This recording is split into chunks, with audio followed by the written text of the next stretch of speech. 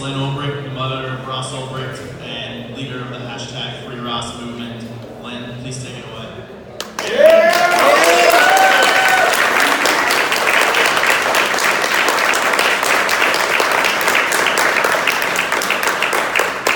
Thanks so much.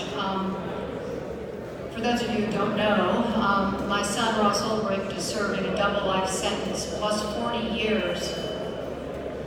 No parole, first-time offender for all non-violent charges. But I do admit he is a dangerous person. And he's dangerous because he had a very dangerous idea, an idea that threatened the status quo and the government and the financial powers. And that idea was an online free market website that used Bitcoin as the means of exchange and was out of the control of the people who control money. It adhered to the non-aggression principle. Many legal things were sold as well as illegal things, such as drugs, mostly user amounts of cannabis. But it was like eBay, only it was private, anonymous for the most part, and used Bitcoin. So this is from the trial, and it's saying nothing that harmed someone else, that did not adhere to the principle of not creating a victim, was permitted. And this is right out of the Silk Road Seller's Guide, saying nothing whose purpose is to harm or defraud, no child porn or anything to do with pedophilia or stolen items, and so on. It was meant to be to adhere to the non-aggression principle. And there were some people, very powerful people, who I believe were very threatened by this. The full force of the federal government using the NSA, and actually Edward Snowden revealed this about a year ago. It was published by The Intercept. The NSA was urgently targeting Bitcoin users a few months before Ross was arrested and Silk Road was taken down. And they're supposed to be keeping us safe from terrorists, but apparently they were very concerned with keeping us safe from people who use an alternate currency that they had no control over. And actually, terrorists get shorter sentences than what Ross was given. The government knew very well that Ross is not a kingpin, that he's not dangerous, that he's not a violent person, although they smeared him with allegations of planning violence that were never brought to trial and were dropped in another indictment with prejudice. Though they're all gone, but they used it to smear Ross. But the judge at sentencing said, she knew he wasn't a kingpin. She said, we know you started this site for a philosophy. And we're just not sure that that's a philosophy you've given up. So basically she's saying it's such a dangerous philosophy, this philosophy of free market interchange among individuals, that you need to be put in a cage for the rest of your life. We can't let that get out. I really believe Ross is a political prisoner, and one of the reasons is, if you look at the other defendants in the case, starting with the biggest drug seller on Silk Road, he got 10 years. He and Ross have the same offense levels, part of the system in the government, by the Bureau of Prisons. It's all under 10 years. And the guy like Benthal, who operated Silk Road 2, that the government said was identical but bigger, he never went to prison at all, and now that it's come out that, well, his punishment was to pay 2 years back taxes. And Ross is sitting in a cage for the rest of his life. This isn't right. But because Ross really put Bitcoin on the map, because with his vision through Silk Road, Bitcoin became known and viable. And as I said this morning, some people say he may be the second most important figure in Bitcoin history after Satoshi. There's a lot more information on our website. There's something called Railroaded, the targeting and caging of Ross Ulbricht. It's based on the public record. Unfortunately, the government has chosen to keep much information still sealed, undisclosed, and encrypted. So we can't get to the whole story, but even with what's in the public record, it's pretty riveting. And we have you can read it, you can listen to it on our podcast, and people say, wow, I couldn't put it down once I started, because you really get an insight into how they operate. So Ross wanted me to read you something. There's a lot of talk about what is Bitcoin. Is it money? Is it a store of value? Is it a scam? And much as what Snowden said today, what Ross says it is freedom. That's what Bitcoin is about. That's why it's so important. So I'm going to read this to you from him. Something special happened in the first year or so after Satoshi gave us Bitcoin.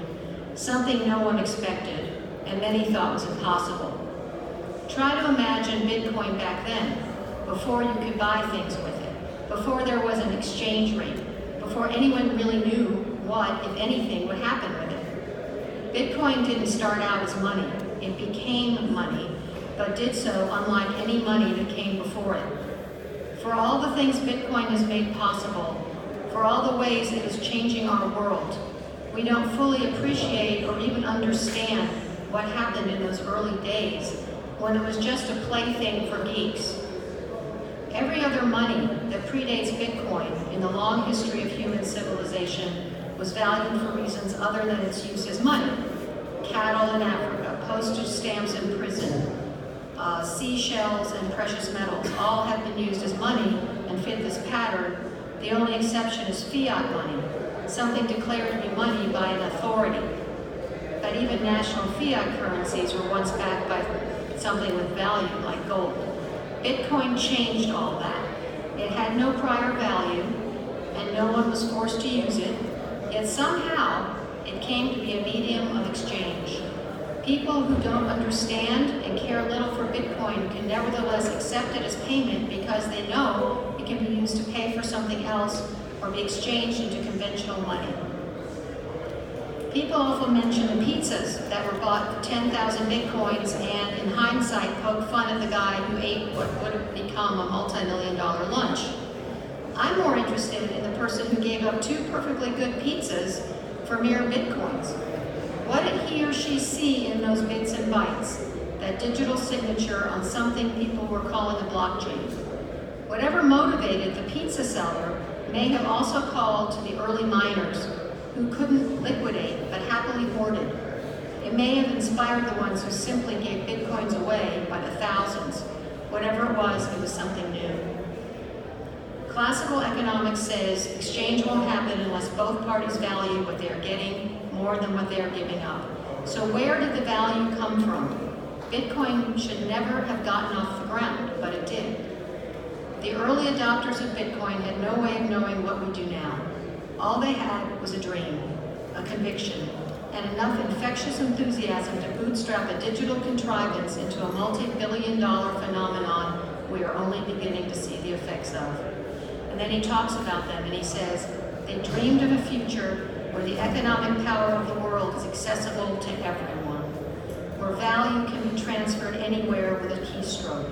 They dreamed of prosperity and freedom, dependent only on the mathematics of strong encryption. And therefore, Bitcoin was birthed onto fertile ground and was recognized by those that had been waiting for it. This was an historic moment, far more important than pizzas or electric bills running up for mining. The promise of freedom and the allure of destiny energized the early community. Bitcoin was consciously, yet spontaneously taken up as money while no one was watching, and our world will never be the same. It's freedom. That is the underlying message of Bitcoin. And that's why Ross was so taken with it and saw the potential for monetary freedom around the world and what he wanted to support with Silk Road. Please help us free him. He can be a lot more useful out here. I mentioned the essay that's trending on Bitcoin Magazine right now that he wrote, The 5 Keys to Inner Strength I Learned from 5 Years in Prison. you'll get a sense of the kind of person he is. We have a petition. It can be found at freeross.org. Please sign the petitions and spread it around if you haven't already. Please continue to do so. My goal is 500,000.